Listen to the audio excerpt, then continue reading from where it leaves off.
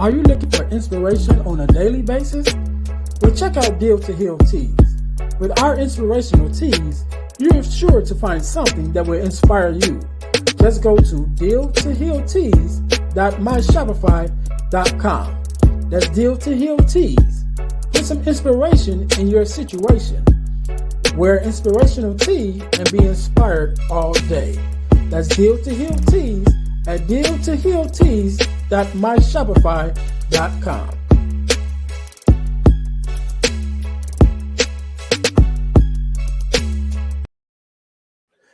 Hey guys, this is Earnest James, host of the Deal to Heal with E. James podcast, and I got a question to ask you. Could you buy me a cheeseburger? Better yet, could you buy me a value meal? Yes? Well, guess what? I don't need a value meal. However, for the cost of a value meal, you can support this podcast to keep us on the air. Just go to Patreon/Deal to Heal podcast and choose any one of the 3 tiers that's available. And if you just want to make a one-time donation, go to Cash App and make a donation to $EJames, the number 418. Make a one-time donation to the Cash App, or again, go to Patreon to support this podcast and keep us on the air. Thanks in advance. Be blessed.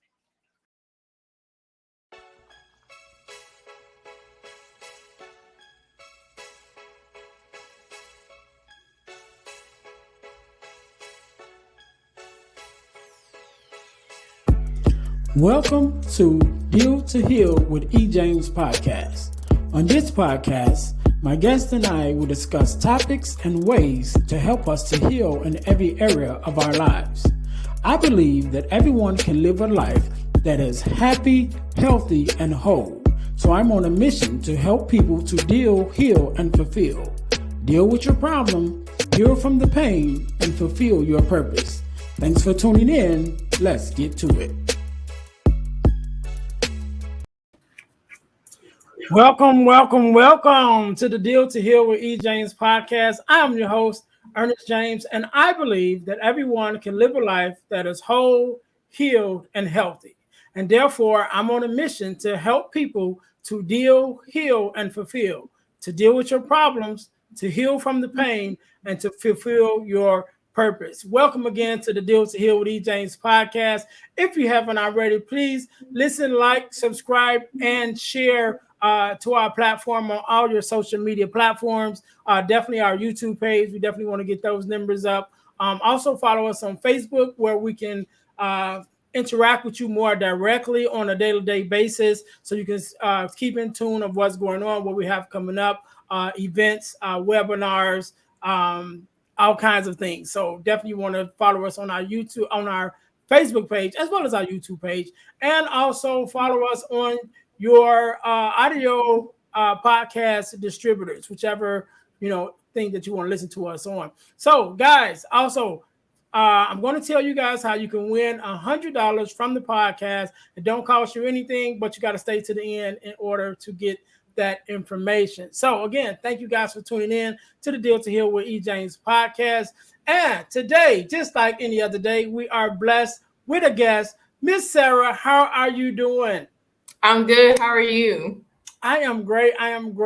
First of all, let me say thank you for being here. Thank you for being on the podcast, because you could have been doing anything else, but you're here with me and my listeners, and I want you to know I definitely appreciate it.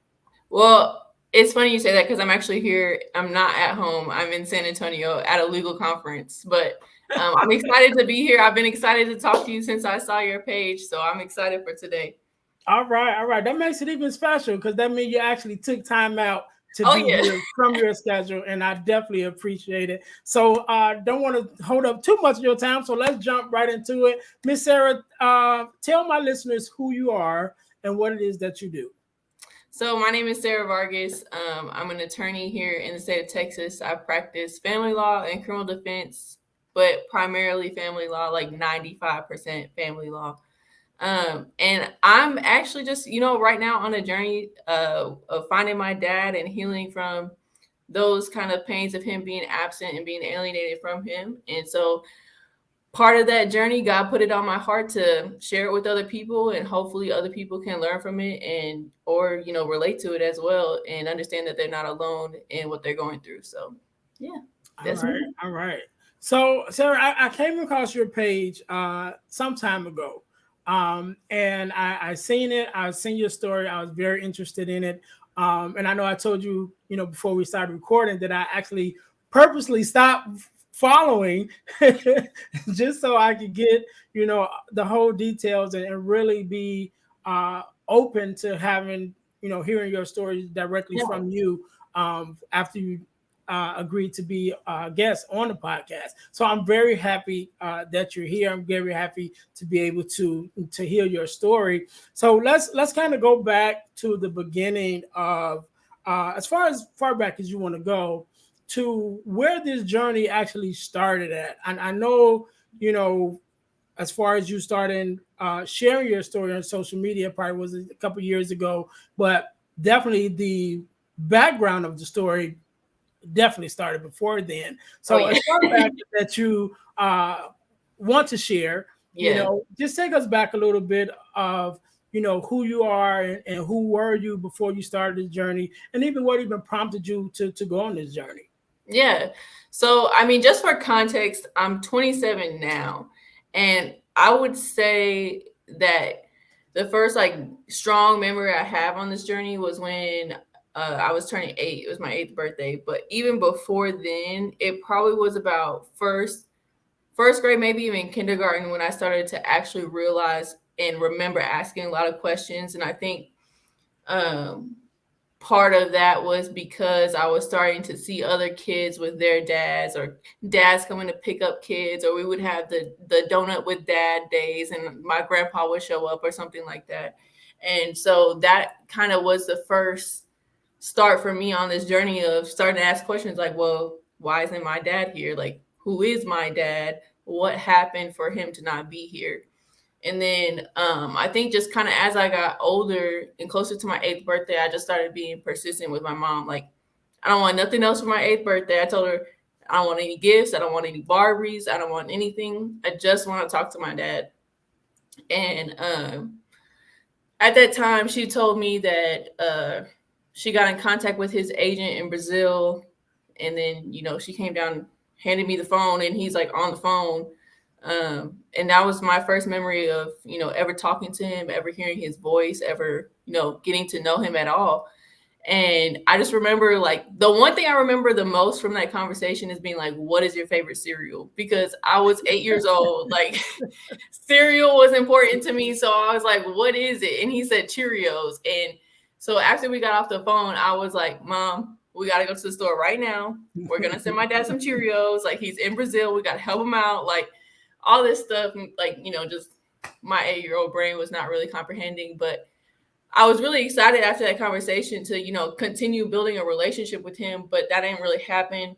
I kind of share on my page some of the things that, it seemed as if my mom was getting frustrated because we would call, this is like early 2000s. So there wasn't like international calling plans. Like, you got to get a call card and pay for $1 every minute. Right. So it was, it was expensive, but at the time I could understand why she was frustrated, because it seemed as if she was reaching out and she was trying and it wasn't being reciprocated. So that was kind of a bummer for me. And then you fast forward to 2007, and that's when I met my older sister, Jennifer, on my dad's side. So she's the oldest. I won't say her age because she'll get mad, but she's a little bit older than me. And so I met her because she ended up playing college basketball at Morgan State. And my mom was just, Googling her because she knew her from whenever she was with my dad. And we found her playing basketball at Morgan State. We reached out, and, just a few months later, she was on a plane. And I'll never forget, like, meeting her. And finally, that's like the first time I'm getting somebody that's connected to my dad, but also connected to me. Because, my dad was a basketball player, so we would go places and people would know who he is. But I'm like, but you don't know him. Like, I want to know him.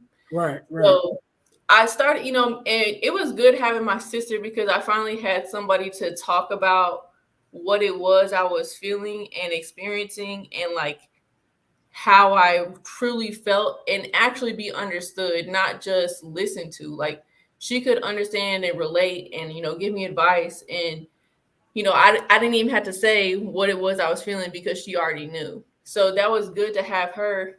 But then at the same time, she went through the same things that I did. Our dad ended up being absent after she was, 10 years old. So for her, it's a little bit of a different journey, but she could still relate a lot to what I was going through. And then I guess you kind of fast forward again. I'm trying to give the summed up version, but it's a It's long okay. story. You fast forward again to me going to college. So I actually went to college at Harding-Simmons University. It's a small town in Texas, Abilene, Texas. Like, think West Texas, tumbleweeds, small city, one skyscraper. That's where I was at. And it was crazy because the reason I went to that school was because me and my mom were not getting along, and I wanted to go as far away as physically possible. And all the other scholarship offers I had to play basketball were in Oklahoma, and I was like, this is too close.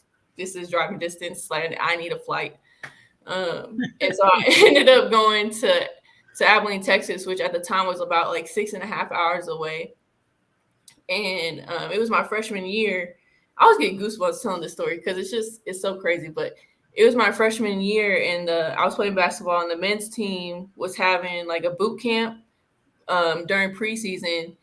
And the way our gym was set up is like you had the first floor with like the gym, and then you had the stands and stadium, and then you had an upper level where you could watch. And so I was on the upper level looking down, and I'm like, who are all these other older guys down there? I was like, they look like basketball players, but they're not. Like, they look retired. Like, what's going on here? And one of my teammates was like, oh, that's the coach's old players from LSU. And I was like, that's weird. My dad played basketball at LSU. And so I go downstairs, and the coach comes out, and he's like, Vargas, come over here. And I'm like, what's up? Because I had a bad attitude. He was like, is your dad Jose Vargas? And I was like, who's asking? And he was like, well, I recruited him to play back at LSU in the 80s. And I was like, what? He was like, how is he doing? I was like, well, you tell me. And so at that point, he kind of realized there's something going on here, but he knew my dad, so he wanted to figure it out. So he took me back into his office, and I explained to him, like, I don't know him. Last time I talked to him, I was 8 years old. I have no idea where he's at, what he's doing, if he's alive. I don't know. And so about 2 days later, he put me back into his office and got Coach Dale Brown from LSU on the phone. And that was my dad's head coach. And he was talking to me, trying to figure out what was going on. He's like, I have your dad's phone number. I'm going to call him. And I was like, okay. And then about 2 weeks later, I had, an email from my dad. And, ever since then, we've been in contact. So that was about 10 years ago now. I feel like I'm dating myself.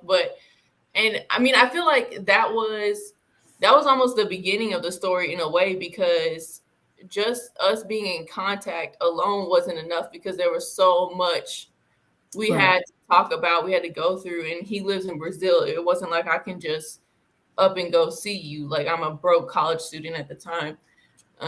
So I was just, it was that these last 10 years in and of itself has been its own journey of, we have to communicate. I say I want to have a relationship with my dad. He says he wants to have a relationship with me, but, we need to get down to some of the nitty gritty. And he, I think out of just respect for my mom, didn't want to tell me things over the phone. And that would make me so mad, because I was like, how else are we supposed to communicate? Like, you have to tell me this stuff. And I mean, it really wasn't until I went to Brazil that he told me his whole side of the story. I was learning a lot of things that I previously didn't know. But yeah, that's the story. Okay. So let's go back a little bit. When you first told your mom that you wanted to, hear from your dad, you wanted to talk to your dad. Doing that, first of all, her initial reaction, and her initial response, was she receptive or supportive, from the very start, or was it some hesitation on her part? I think there was some hesitation. Like, at this point, she had already told me like her version of the story. Like, he's not around, kind of talking negative about him.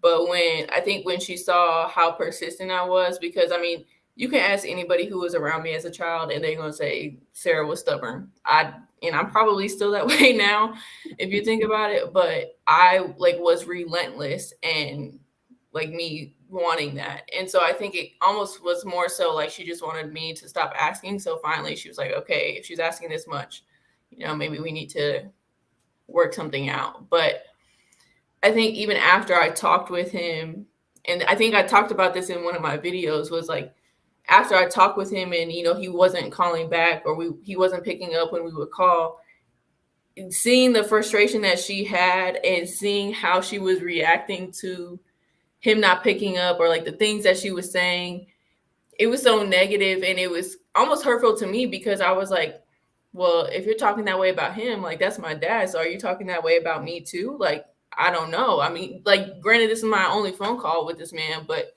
it's those things that start to get in your head. Like, if you think that about him, what do you think about me? Because I'm half him, whether you like it or not. Like, I didn't make that decision. So I think, and I'm glad that you said that, because that is something that I often say.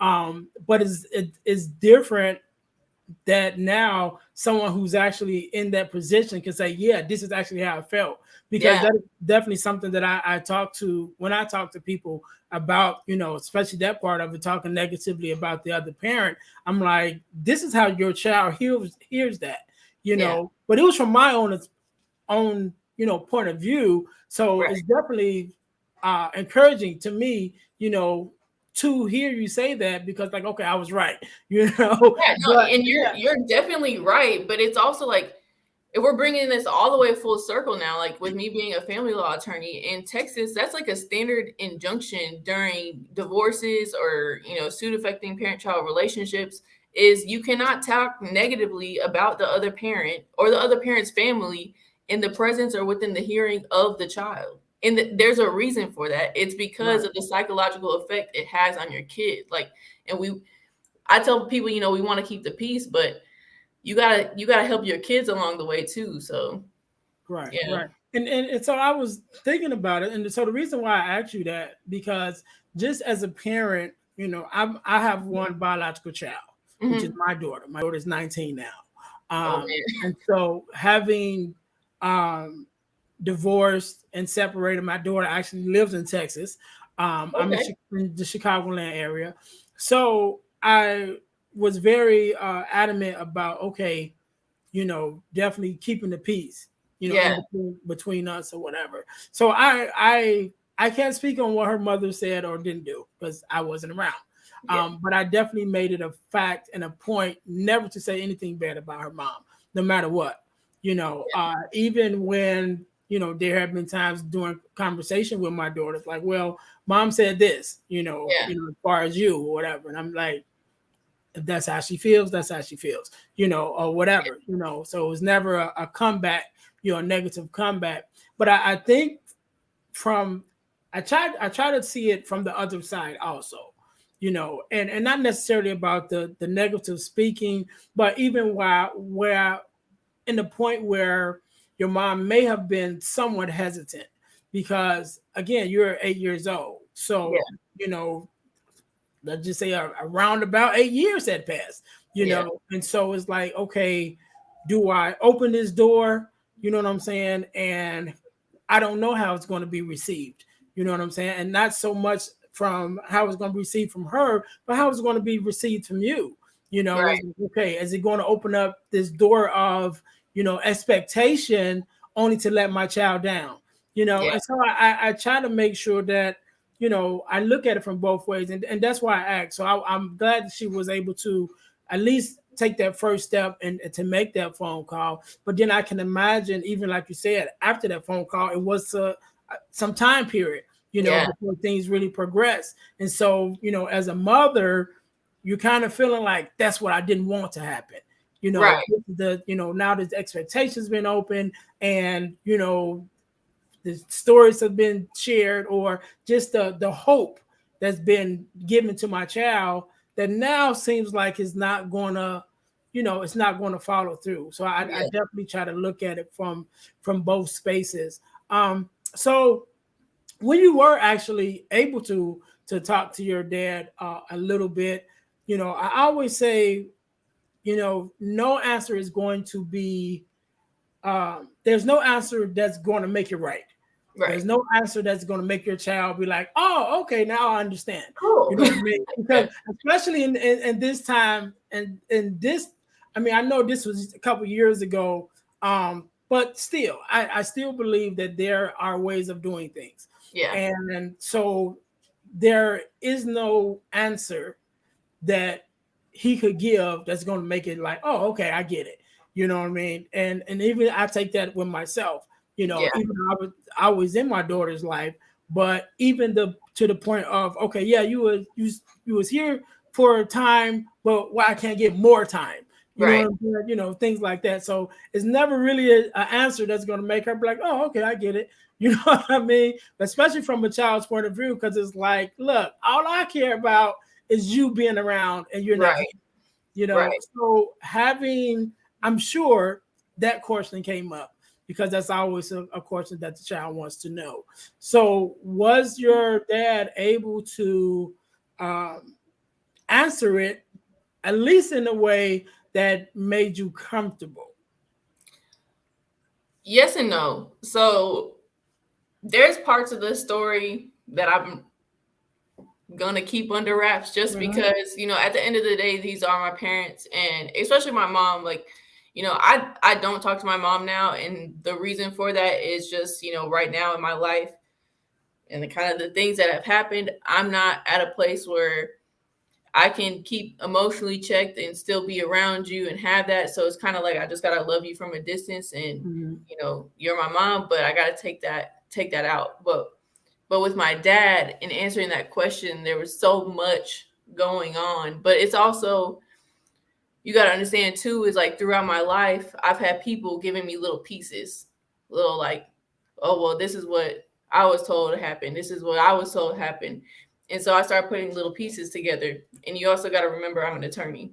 So at the end of the day, I'm going to go look. I'm going to go find the records. I'm going to go see what actually happened. I'm going to go see what's been filed, who responded when, who had what attorney where, everything. So it wasn't just what my dad told me, it was what court records and documents have said has happened. So for me, when by the time I had talked to my dad in college, I had already had this halfway story that was making sense. And with my experiences with my mom, I was like, okay, this kind of sounds like this is what happened. Yeah, and I think you know what I mean by Yeah, that. yeah. And so it was kind of like I just wanted him to tell me, like, just tell me from you, because I'm tired of hearing it from other people. But I feel like I understand what you're gonna tell me. And so it honestly, like, he kind of told me parts every now and then he would just. My dad's like the type of person that, like, when it's something that he don't want to talk about, he's just gonna start talking on a whole nother topic and keep going until you get off of it. Right, But right. when I got to Brazil, so it was about a 7-hour drive from the airport to where he lives, and we stopped at this restaurant, and it was me, my sister, and one of my brothers there, one of my older brothers, or older younger brothers, I should say. Um, and he told us everything, from when he got to the States to, what influenced him, who changed and molded him as a man, when he got into the NBA, what it was like, when he met my sister's mom, when he met my mom, what was going on, the things that happened, why he made the decision that he ultimately ended up making. And I could see still to this day how much that, like, hurts him.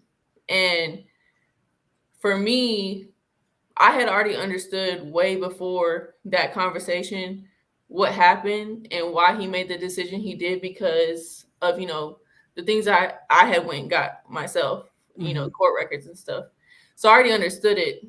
And also with knowing my mom, I understood it that way as well. But when he said it, it was a relief for me because it was almost a release for him. Like, I feel like he was finally releasing it from like holding him down or like, you know, being shackled. And I feel like that was kind of for both of us, like, just get it out there. Let's move forward. Like, this is our past, but we both understand like what we need to do moving forward to make sure like that doesn't happen anywhere down our line again. Right. So was it comforting? No. Do I accept it? Yes. Like, the facts are not comforting at Right. all, but I definitely understand it. Yeah, and that's why I always say there's never going to be an acceptable answer, Yeah. right? So one of the things that I do is I'm a fatherless daughter advocate, you Yeah. know, and so I speak to fatherless daughters generally in adult stage, not so much when they're younger, and so even with talking to them, so there's a statistic that says most fatherless children, both male and female, will have fatherless children, you know. And so in talking to the fatherless daughters, you know, I'm like, listen, you gotta kind of at some point you gotta stop it, you know. And so one of the questions I always ask them is, you know, so you're a fatherless daughter, so how many generations before you, you know? And usually it's like the mom, the grandmom, sometimes even the great grandmother, you know. And so after having them think about that, you know, my next question is how many generations is going to come after you, Yeah. you know? And so getting them to start thinking about that, like, is this going to be your daughter? You know, if you already have a daughter, is that already her reality? You know, and then is that going to be your granddaughter's reality? You Yeah. know, or are you going to start, you know, making choices, deliberate, intentional choices Yeah. to start mending those bridges or whatever for your child, not necessarily for you, because a lot of times there is And your bad blood grandchildren. between the and so Yeah. because a lot of times there's bad blood between the parents, you Yeah. know, but again, like you said, you have to take yourself out of it, you Yeah. know, for the well-being of your child. Like, look, I'm not doing this for me. I'm not doing this for you because I don't even like you. However, But we have I this should child. love this child. Yeah. Right. Yeah, we Yeah. have this child, and one day this child will have children, you know, and so we want to start ending this, you know, ending this cycle. And so that's definitely one of the things I talk about. Like, look, you gotta start somewhere, you Yeah. know, and why not start it with you, you Yeah, know? for sure. So let's switch it up a little bit. So you talked about your mom, you talked about your dad, you talked a little bit about your sister, but you also mentioned that you had other siblings. So Yes. how was that? Just first of all, how many siblings do you have? And then how was that, you know, that experience with your sister, but also with your other siblings, and how was that going? Yeah. So on my mom's side, I have two brothers. And then on my dad's side, I have my older sister and then four younger brothers. So two of them are older in their 20s, and then the other two are younger, 11 and 2.5, almost 3 now. So, I mean, me and my sister, like, we've been like this. So, you know, I talked about it in one of my videos, but her and my mom kind of got into a little bit of a tiff. You know, when I was later in high school, I think probably around my sophomore or junior year of high school. So with my mom being the only person that could really facilitate that relationship with her, as far as her actually coming to see me, that kind of stopped for a second. But when I went to college, I was like, I'm gonna do what I want. Like, I'm sorry. So I finally got to, you know, facilitate my own relationship with her and rebuild that. And it's been great. I mean, obviously we have our sister moments where we have little tiffs or whatever, but she'll get over it eventually. And, you know, she can only hate me for so long. So, you know, that's how it is with her. It's great. But, you know, with my brothers, it's interesting because me and my sister both speak English. My sister also speaks Spanish. My dad's from the Dominican Republic, and my sister was born there, so they speak Spanish. But my dad also speaks 6 other languages, including Portuguese in Brazil, and that's the language that my brothers speak. So when we finally all got together, we're trying to speak this mixed language of Spanish, Portuguese, and English. And we made it work. Like, I was really nervous about it at first. Like, how am I even going to communicate with them? But my oldest younger brother, Junior, he's learning English. He speaks really good English. My second oldest younger brother, Jason, he's practicing his English, but he also talks to my grandma in Spanish all the time. So it's like I was kind of talking to him in Spanish, talking to Junior in English. Then the younger two, they're both learning English, so I could kind of talk to them and they would understand. Or if anything, my dad was there and he would just translate in all three languages, and we made it work. So it's been great. Like, we have our own little hermanos group chat now. Like, we keep it going, and we've all had that serious conversation too, like you were talking about before, like how many more generations is this going to happen to? And we've all been like, this stops here. We don't care what happens after. And it's interesting because even though we have different experiences, we understand on all sides kind of what it is that we have to do. So that's why, like, I'm so adamant now about, like, I'm going to Brazil. This is when I'm going to be gone. Don't schedule me for anything. Like, I have to go and see them and, like, stay in constant communication because it's so important that it stops, with us. Mm-hmm. So yeah, it's been great. I love it. Okay. How often do you make that trip to go down there? So my first trip was actually in February. That's the first time I've ever been there. This year? Yeah. Wow. Okay. Yeah. And so that's when I started the podcast, was right before I went on, or not the podcast, the Instagram page was right before I went on the trip. And then I'm going back in September through the second week in October. So yeah. Sweet. So let's we're gonna take another turn. Okay. Right? So because you are a attorney that deals with family law.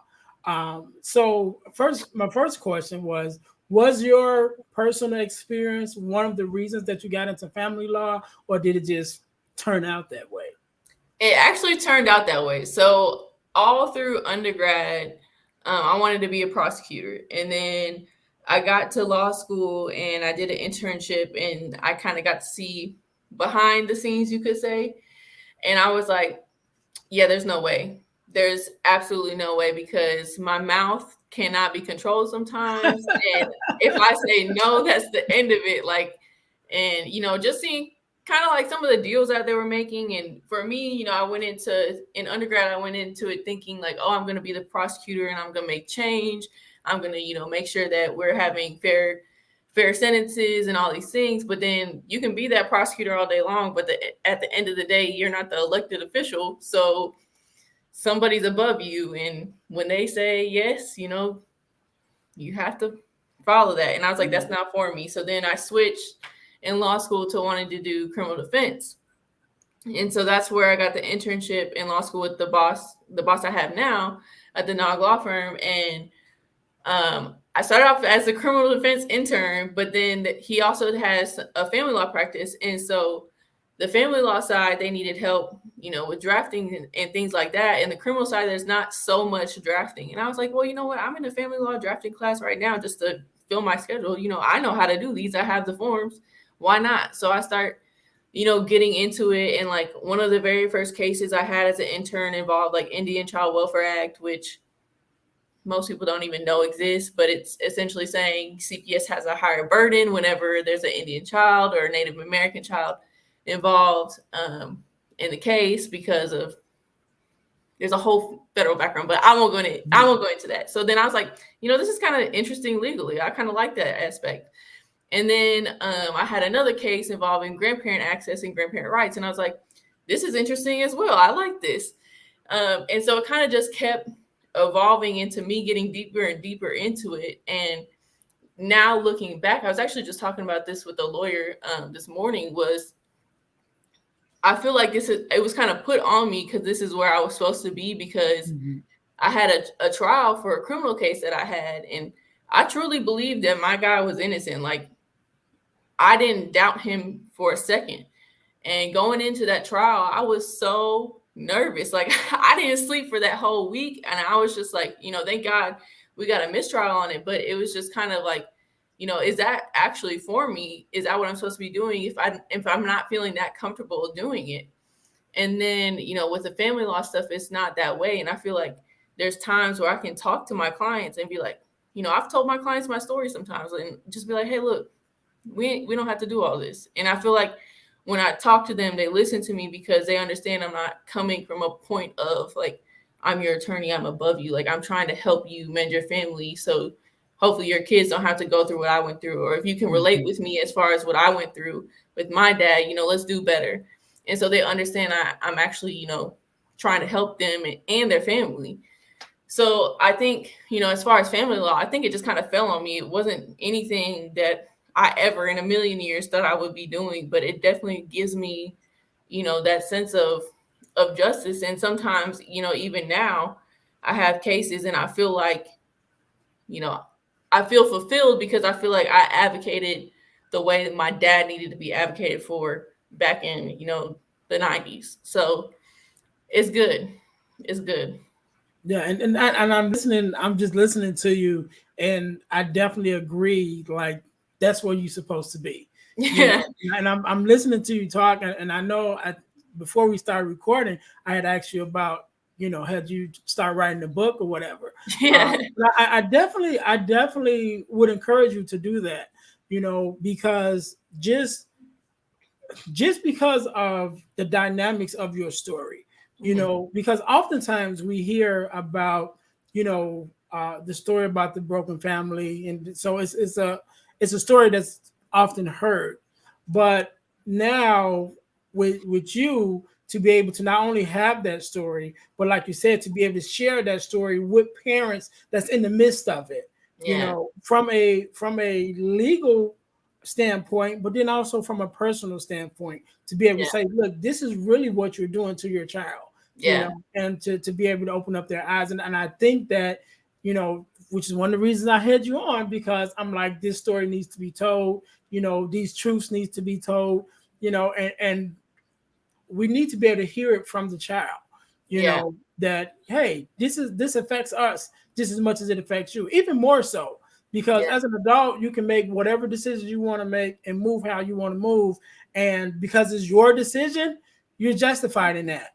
Yeah. But as a child, you're just the collateral damage of those decisions. You Exactly. don't get to say yay, you don't get to say no, you just in the middle, with your own wants, your own desires, your own dreams of what you want family to be for you. And it's unfortunate that when you don't have a voice, you're at the mercy of both parents. You Yeah. know, I mean, and if I can just really quickly on that point, I think it's interesting when we're talking about, the kid's voice, because so often in my family cases, here in Texas, if they're 12 and you ask for it, the judge has to listen to them as far as they want. Now, what people get misinterpreted a lot is what the kid says is going to be final, and that's absolutely false.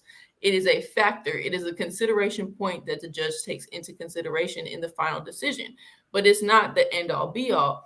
And so I have so many cases where people have this newly 12-year-old child who's been pushed and pulled both ways because both parents are trying to convince them what they want them to say to the judge.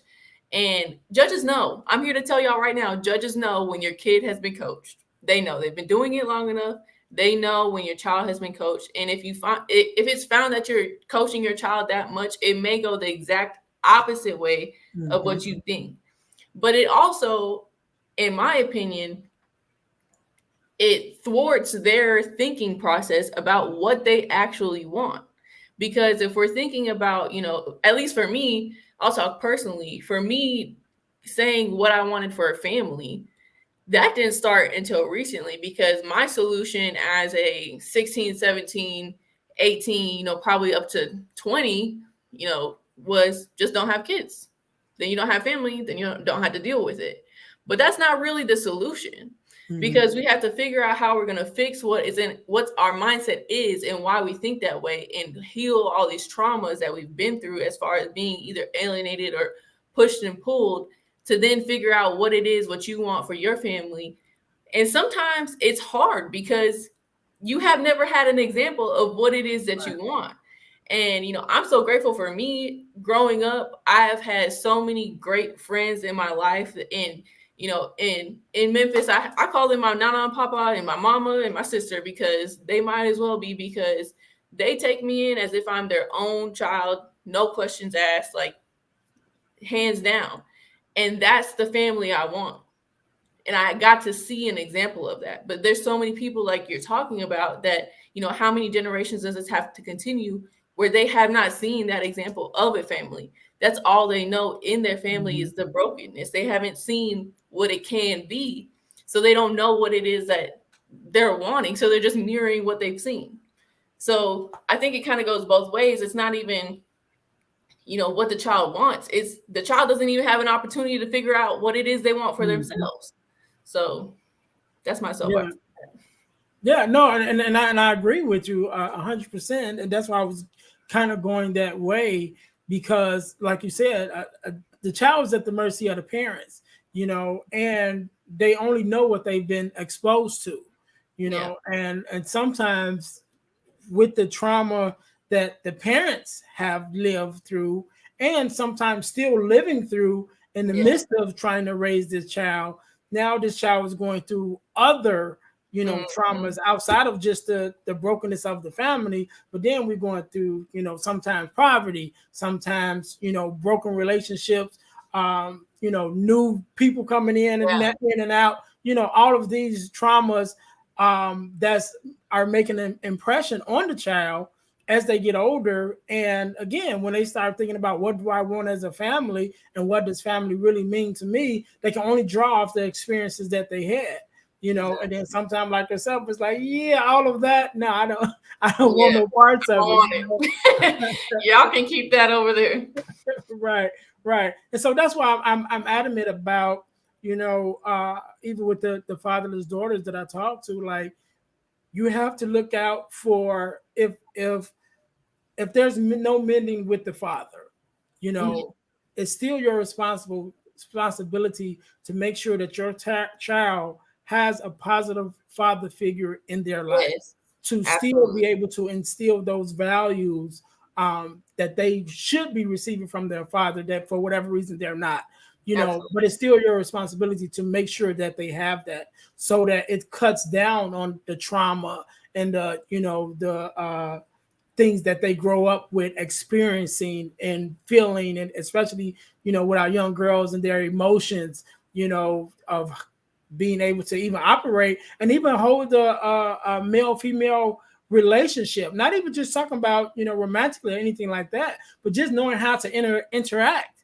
with someone of the opposite sex, just to be friends, just to hold a conversation. Anybody. I don't even think we have to go as far as like, it doesn't go to a romantic relationship. It's all of your relationships, because and this is something that me and my sister talked about, is like, people look at us and they're like, oh yeah, y'all are social people, but it's like, no, we're really not. Like, the people around us, they have like a 30-foot fence around me, between me and them, because I have to keep that distance, because all I've known is to protect myself. It doesn't matter if you're a male, female, transgender, whatever you want to be. It's just how I have to protect myself, because that's what I've grown up in survival mode on. And then you get, okay, somebody I like, or a boyfriend or girlfriend, they can come in, they can go to 15 feet. We'll see how that goes for a little bit. And then as soon as I experience something that's triggering, back to 30 feet you go. And then if you're lucky enough, you can maybe get to like 3 or 4 feet. But getting all the way in is one of the hardest things for me.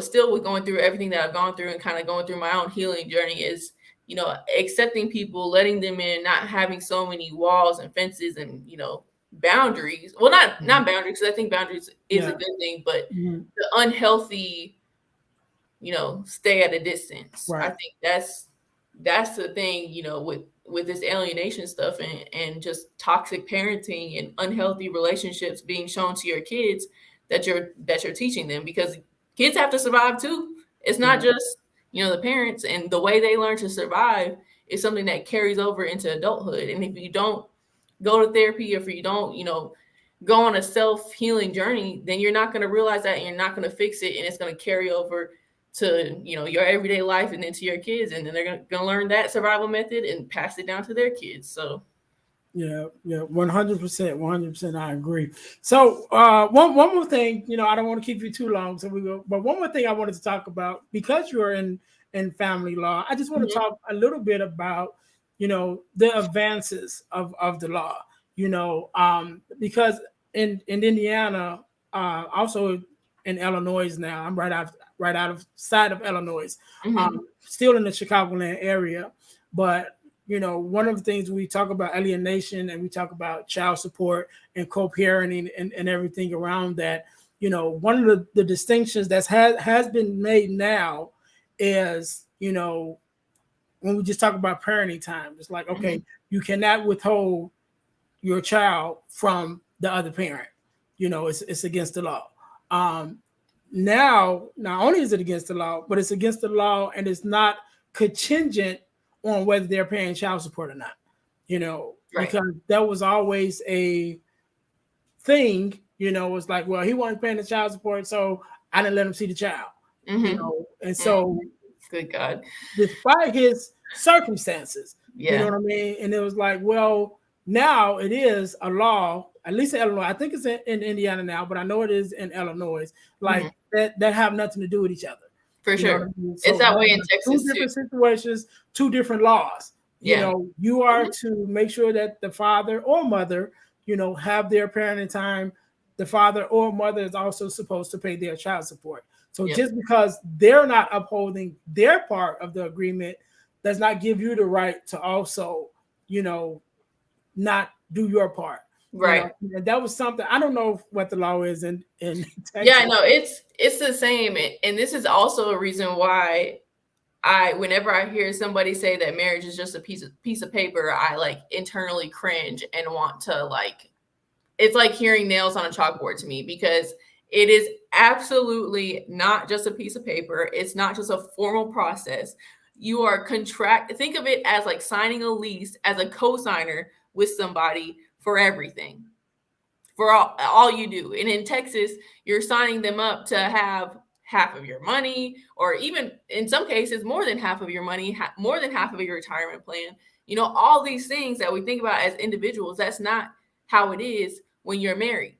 It's also not that way when you have kids. So when you have kids, it's not an automatic, and you're married, it's not an automatic, okay, we know mom is mom, so she can have the kids and she can have rights. When you're married, even if that child is not yours biologically, as soon as that child's born, until another father has been acknowledged and adjudicated by the court, the married man is presumed the father and has father rights. So when we talk about, marriage versus, these relationships where we have children, I tell everybody who's in a relationship that has children, you need to have a court order, because it does not make any sense, in my opinion, not to. There's also ways that you can do it without going through, you know, I know a lot of people tell me, well, I don't want the government in my business, or I don't want, white folks in my business, or whatever it may be. And I hear that, but you also need protection. And that's what the court order is for the most part. And you can come up with ways that where we can go to mediation, or we can have a collaborative law agreement, and we can make agreements without the judge being involved. The judge's only process is to sign the order to then make it enforceable. So for me, that issue of I'm not getting my parenting time, or I'm not getting visitation, or he's not giving me the money I want, or she's not giving me the money I want, so she's not going to see the kids, it can all be done away with the court order that's enforceable. Then once you have that enforceable court order, as soon as that little petty stuff starts, we're going to see the judge, and you can tell the judge why you're withholding this child from me. Mm-hmm. So Yeah, I mean it's critically important, because otherwise you have no rights when you were just in a relationship. You have to go to court to establish those rights. right. So So I wanna go back to something you said, and that is when there's a child, inside the marriage, when there's a mhm, child, the husband is mhm, automatically presumed to be the father. father. Mhm, So one of the things that I think about, just in this culture, and having heard the stories where, you know a child is found out not to be, the sibling of one of the parents, Mm-hmm. only years down the line. And so me personally, and then you can tell me how, I don't know how this will work with the law, Yeah. but just me personally, I think that at the birth of any child, when there's a father person, you know, present, that it should be an automatic blood test. I think it should be automatically, let's find out right here, right now, what this is, and one of the reasons why I say that, it's not necessarily my experience, but I have known personally people who have that experience where we're together now, and so everything is great. But Yeah. then we start butting heads, and then it's like, well, you ain't the daddy anyway. Yeah. And so now, even though this you said this in the midst of this heated conversation, that sticks with somebody. Right. So now you're wondering, am I really the father? You know what I mean? And so Mm-hmm. I just think that, being upfront with that, it'll save us a lot on a lot of stuff down the line. It'll definitely save us a lot Yeah. on, is this really my child, just from that point of view. But then if there is someone who is knowingly being misleading, for whatever benefits that it may be beneficial for, you're able to catch it early Right. before, you're 18, 19 years old, and then you Yeah. find out, you know what I'm saying? And so just hearing those stories and having some experience personally with people who've kind of been through some of those scenarios, just my advice or my idea, I think that we could solve a lot of stuff right at the beginning, you know. You can. There's a legal process though in place, at least here in Texas, to do that. You can't just be, oh, I think I'm the dad, I need a blood test. Like there's or I mean, it would be dangerous law to say every child that's born has to submit to a DNA test to figure out who the father is, because then you're opening the gate for a whole lot of other things that we have to test the kids for, or it's a dangerous concept, but there is a process in how to do kind of what you're saying. And that's why I say it's important when you're not married to have court order. As soon as that baby's born, and right now with everything that's going on, I'm pretty sure there's going to be a lot of litigation about unborn children and how we're going to handle that. And I think even now, depending on how far along the pregnancy is and what the issues are, there are some judges in Texas that will order DNA testing while the child's still in the womb. But I haven't had a case like that, so I don't want to speak on it too much. But it can be done. But you can file for an acknowledgement or you can file for a paternity case. And in that paternity case, request for genetic testing because you believe that you are the father because of X, Y, Z reason. You had relations with this woman on this day, which is, conceivable time for the child, or you resided with her for 2 years prior to the child being conceived, all these different things. You can file for that, and the judge can order a genetic test to figure out if this is your child. So there's a way to do it. You just have to follow the steps. And I think that's where a lot of people miss out because they're trying to avoid people being in their business, or they don't want to go to court because they think they're going to have to pay child support or all these other things. And I try to instill people so much, like, if you're not married, you have to do that in order to establish your rights, because otherwise you're just going to be SOL. And I mean, people all the time will come up to me and say, oh, well, I called the police because she's withholding the kids and the police told me it's a civil matter. Yeah, they did.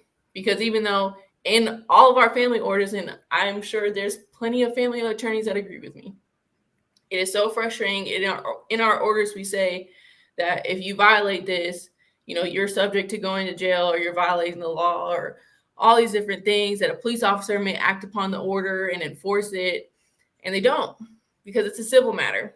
Because unfortunately, if they were to do some things and maybe it was a false order or something else, they could be liable. And that's a whole different, ball game. So their solution is we don't get involved in family stuff, hire a lawyer and work it out in court, which sucks because, the people you want to call when you're in trouble is the police sometimes.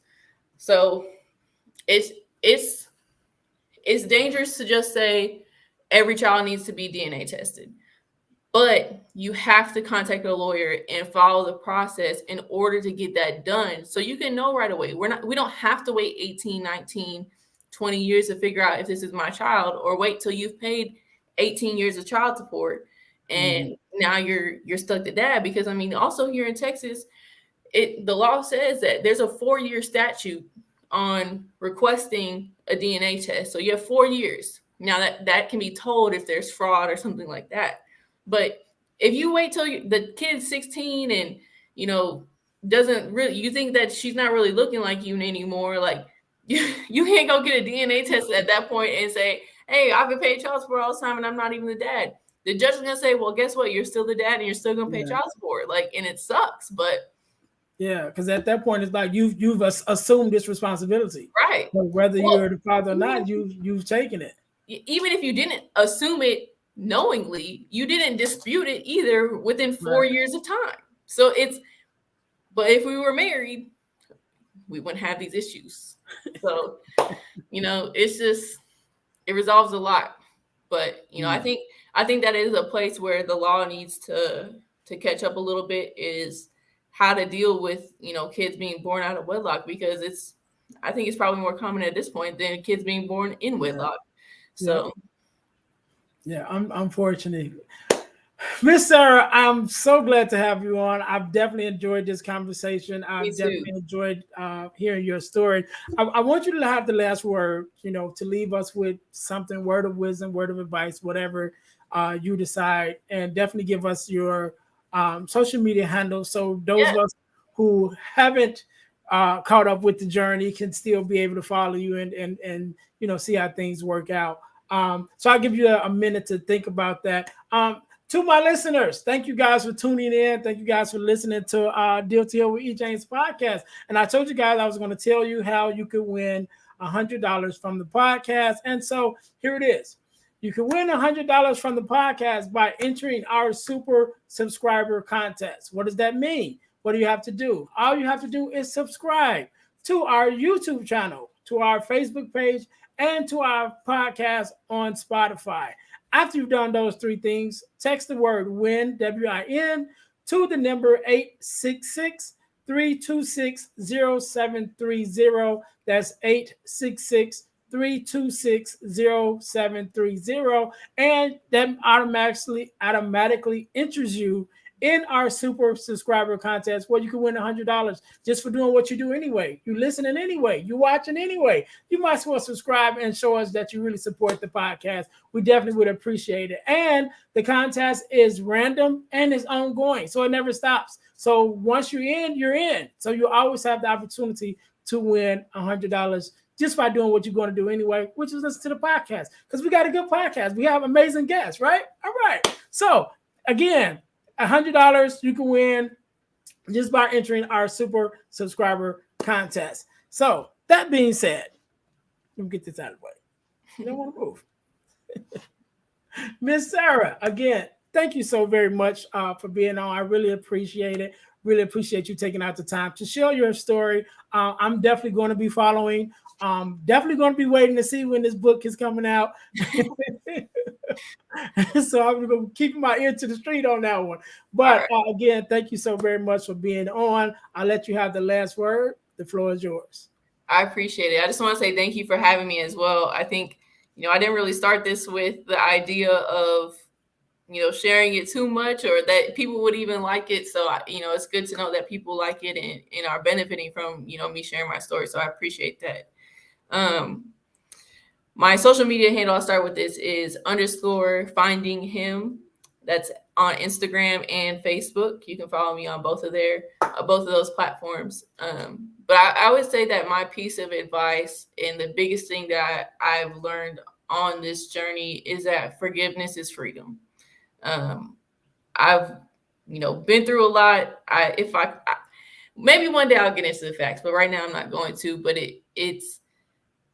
it's a lot. And, you know, it was so easy for me to hold on to the baggage and the anger and carry that around with me. But then I just looked in the mirror and I didn't like who I was becoming. And, you know, I don't know if you listen to a lot of music, but the Bag Lady song started coming into my head, you know, and I encourage people to listen to it. And it's not talking about actual luggage. It's talking about carrying around this anger and your feelings that you're not letting go. And, you know, forgiveness isn't for the other person, it's for you so you can move on. So that's my piece of advice: is forgiveness is freedom. All right. And we can't say it no better than that. I definitely agree with you. Just going to throw this in. I'm also a part of an organization where we do a forgiveness workshop.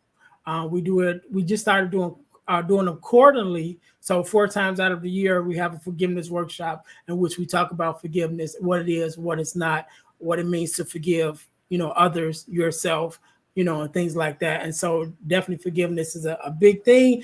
You guys can follow me. I think I'll put the information in the description. And if anything else, just go to Eventbrite, look up Forgiveness Mission, or Forgiveness Mission, I think it is. And if you go to Facebook and look under Forgiveness Mission, which is what's called, look under the group Forgiveness Mission, and you will be able to see it and see when we're doing our next forgiveness workshops and things like that. So again, Miss Sara, thank you so very much for being on. To all my listeners, again, this is the Deal to Heal with E. James podcast. I'm your host, Earnest James, and our mission is to help people to deal, to heal, and fulfill, to deal with your problems, to heal from the pain, and to fulfill your purpose. And so until next time, we'll see you guys next week. Be blessed. Bye, guys. Hey, guys, I know you're enjoying the podcast. However, don't forget to join our text line at 866-326-0730. That's 866-326-0730 in order to receive text messages with new events and things that is going on and new episodes as they release. All right. See you in a minute.